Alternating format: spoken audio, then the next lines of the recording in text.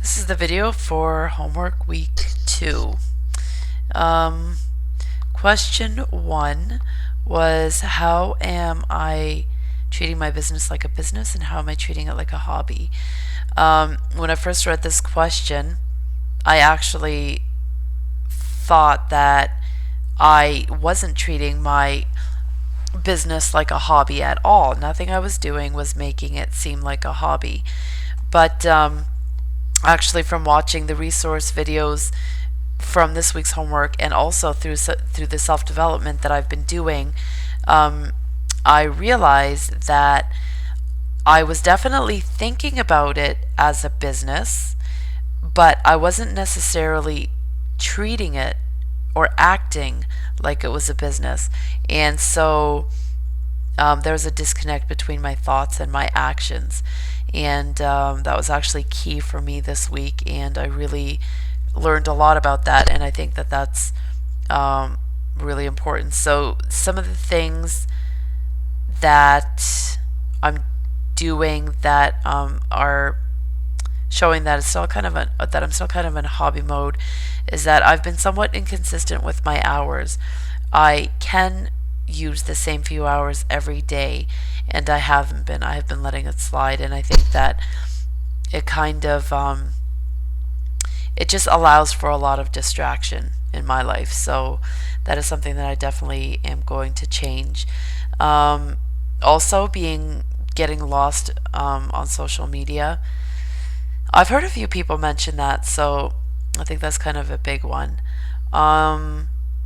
And what do I do that shows that I treat it like a business? I think the learning about business, learning about this particular business from people who are successful in this business. I don't have time to reinvent the wheel, and the wheel is already there, and it's a great wheel. And so learning from people who are successful doing what I'm doing, what I want to be doing, is really key for me. Self-development, I think, is a big part of treating my business like a business. Being focused, taking it seriously, learning, as I've already mentioned. Those are things that make me feel like I'm treating my business like a business. Organization, things like that. My master list contained things like making new contacts, and that is a big one for me. I already knew that it was a big one, but the illustration about sowing a seed today, sowing a seed tomorrow, sowing a seed on Wednesday, and then going back and watering the seeds that you've already sown, and then, of course, eventually reaping what you have sown, essentially was a really great illustration, and that really solidified it for me, and made me realize, I guess, the importance of doing that, being a product of the product. And to be honest, the first week, well, I'm less than a month in, and so I thought, and I became Emerald in my second week, I think, and so I was thinking that I'm doing everything right, and it's I'm fine, and being a product of the product was important for me personally, but it didn't necessarily translate into it being important for the business, which I know is silly, but in my head it wasn't connected the way that it should be. And so I thought that I was doing everything right, and that was less important. But I mean, more and more, I'm just, not only from what I'm hearing, but it just makes sense that in order for people to find you, legitimate, be a product of the product. And if you don't believe in it, people are going to know that. And I mean, I've been on the Shakeology for a while, and I've been working out, and the more I live it, the more I believe it. So Um, but I think that I kind of went off on a tangent there.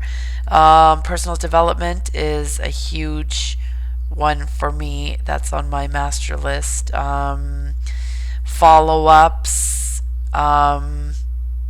for people that I'm already forming, or the people that are already kind of, you know, there. Um, that things that are on my list are, well, all of those things that I just mentioned are, or most of them are on my A list. My B list are things like check emails, give out samples, things like that. Things on my C list are, um, well, even cleaning is on my B list right now, just because I'm in the beginning. I'm doing a lot of learning, and so everything that I can put on the B and C list, I do. Um, and things that I can put on my stop doing list are getting distracted on Facebook and with other social media sites. I'm going to stop shifting my hours. Like I mentioned earlier, I'm not going to make a list in my head anymore. I'm going to actually commit to writing it down every day and doing it. I'm going to stop letting little things bug me enough to derail me. I do most of my work, or a chunk of my work, when the baby is sleeping. And so I'm not going to let a sink full of dishes or a floor littered with toys bug me enough to make me get up from the time I could be using for my business and clean it up, because with two 2-year olds, it's going to look the same in 10 minutes anyway. So prioritizing, I guess, is key there. And I'm going to stop being inconsistent with my hours. Or not just with my hours, but just with everything. I'm going to find a consistency. Oh, and also I did use the script with one person. And I love the script. The script is great, and she didn't end up signing on. But what was great was, well, it wasn't great that she felt silly in the end, but she could see herself that her reasons for not doing it were not valid anymore because of the way the script is.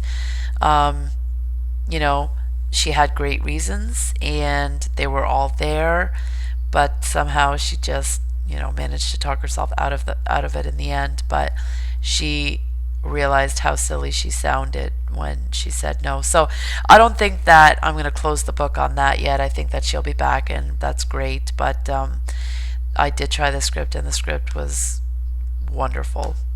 And I think that's it. All right, thanks.